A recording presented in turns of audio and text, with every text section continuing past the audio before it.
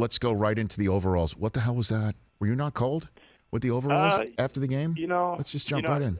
It was definitely cold out there. I'm not going to be that guy who's like, oh, the cold's a mindset. Yeah. But after you've been out there for a long enough time, it all does kind of feel the same. And at that point, I had to represent. I'm always talking about being a Wisconsinite or a Scan, as some would call it. So it was only right I go out there and represent.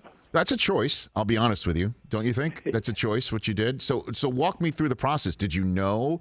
I know you went out on the post-game show after beating the Vikings right here on Peacock, as a matter of fact, in your overalls. Would they just hang in there? You're like, screw it, I'll just run out there in this right now?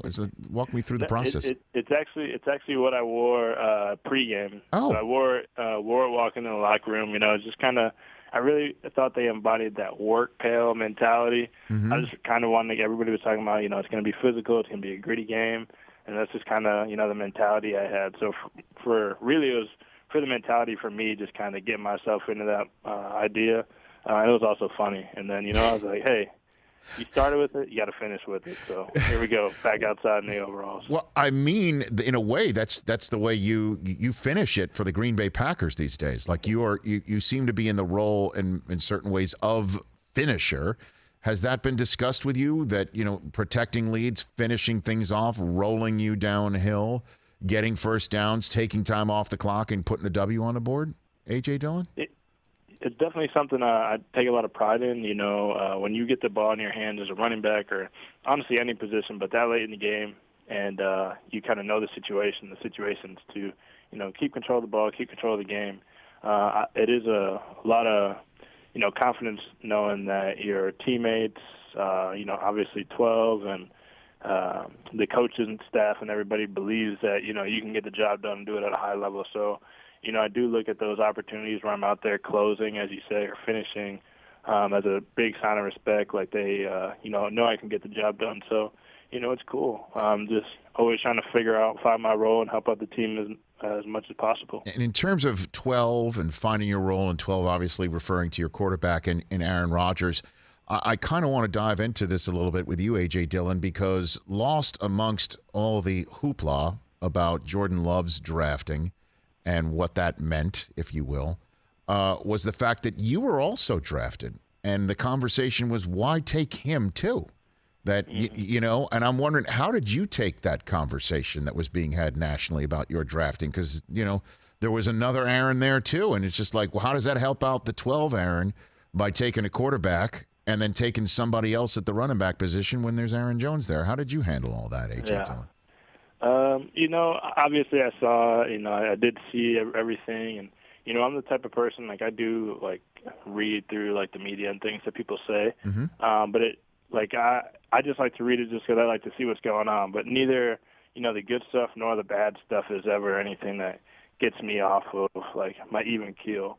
But I just like to see what people say. And, I was kind of like, hey, like, I understood it. To be honest.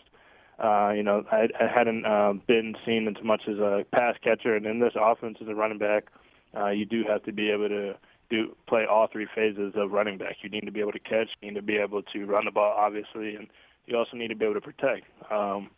We got the greatest quarterback to, ever play the game, so you got to keep him up. And so just that, I understood it, but, for me it was just another challenge, to come in here, to continue working, continue to, build my skills, and like I said, find that role, find where I can help out the team. And, last year, it was few and far between, but then when I did get the opportunity to try to make the most of it, a lot on special teams. And then this year, as the season's progressed, when my number has been called, I've, really been trying to, show up as much as I can. There's still a lot of growth and still a lot of things I'm trying to get better at, but, I'm happy with the progress. That's overall, progress is what I'm most proud of, and just continuing that. Well, you should be. Progress has been remarkable. And so did you get a heads up, a conversation that your number was going to be called more, or were you just like realizing middle of the game, my number's getting called a heck of a lot more?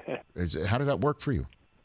There is, I obviously, Jamal is not here this year, so last year I was behind Aaron and Jamal, so there was, coming into this offseason, there was kind of, the notion that, I'd fill in that 2 role, but, you can never assume anything. I mean, we got a very talented running back room.